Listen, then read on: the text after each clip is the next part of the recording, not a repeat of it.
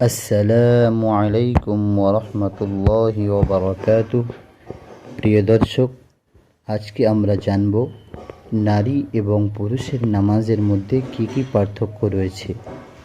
শারীরিক গঠন ও শক্তি সামর্থ্যের দিক থেকে নারী পুরুষের মাঝে বহু তফাৎ রয়েছে, তেমনি সতর তথা পর্দার বিধানের ক্ষেত্রেও নারী পুরুষের ভিন্নতা রয়েছে। এ সমস্ত কারণে পর্দার অধিক হেফাজতের লক্ষ্যে নামাজে হাত বাঁধা, দাঁড়ানো, সেজদা, বসাসহ বহু ক্ষেত্রে নারীদের বিধান পুরুষের চেয়ে ভিন্ন। আমরা এখানে ওই সমস্ত পার্থক্যগুলি তুলে ধরছি। আল্লাহ তাআলা আমাদেরকে সঠিকভাবে আমল করার তৌফিক দান করুন, আমিন। পুরুষ ও মহিলাদের নামাজের মধ্যে 25 প্রকার পার্থক্য আছে।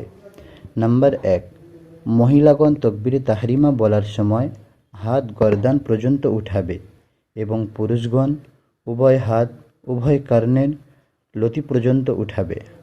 নাম্বার 2, মহিলাগণ তাকবীরে তাহরিমার সময় উভয় হাত শাড়ির ভিতর হতে বের করবে না এবং পুরুষগণ আস্তিন অর্থাৎ জামার হাতা হতে বের করবে।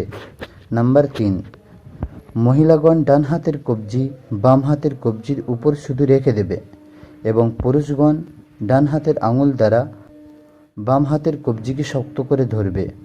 নাম্বার 4, মহিলাগণ হাত বুকের উপর বাঁধবে এবং পুরুষগণ নাভির নিচে বাঁধবে। নাম্বার 5, মহিলাগণ রুকুর মধ্যে সামান্য মাত্র নত হবে এবং পুরুষগণ এমনভাবে নত হবে তার পিঠ ও নিতব্য সমান থাকবে।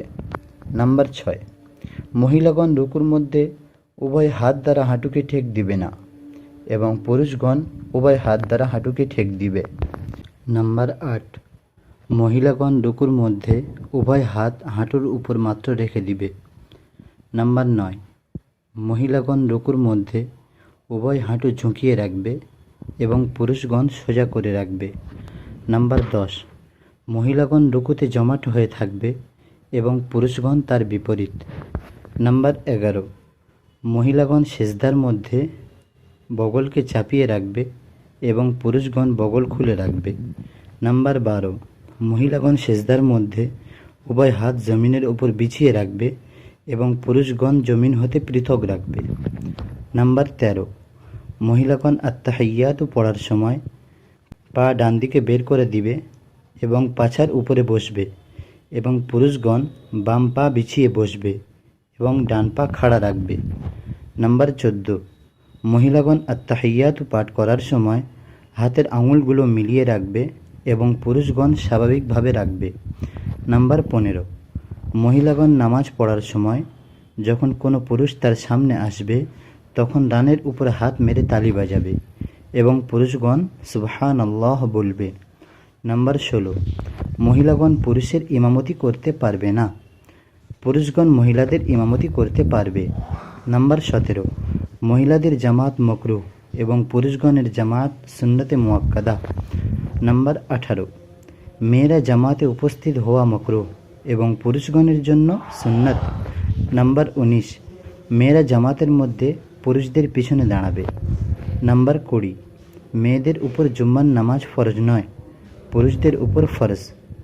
নাম্বার 21, মেয়েদের উপর ঈদের নামাজ ওয়াজিব নয় এবং পুরুষদের উপরে ওয়াজিব। নাম্বার 22, মেয়েদের জন্য ফজরের নামাজ অন্ধকার থাকতে পড়া মুস্তাহাব এবং পুরুষদের জন্য ফরসা করে পড়া মুস্তাহাব।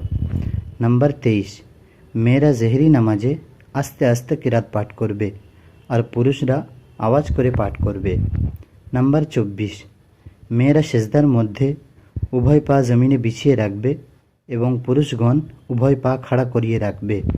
নাম্বার 25, মেয়েরা আজান দিবে না এবং মসজিদে ইতিকাফ করবে না এবং পুরুষগণ এর বিপরীত। আল্লাহ তাআলা আমাদের সবাইকে আমল করার তৌফিক দান করুন, আমিন সুম্মা আমিন। ওয়া আখিরু দাওয়ানা আনিল হামদুলিল্লাহি রাব্বিল আলামিন।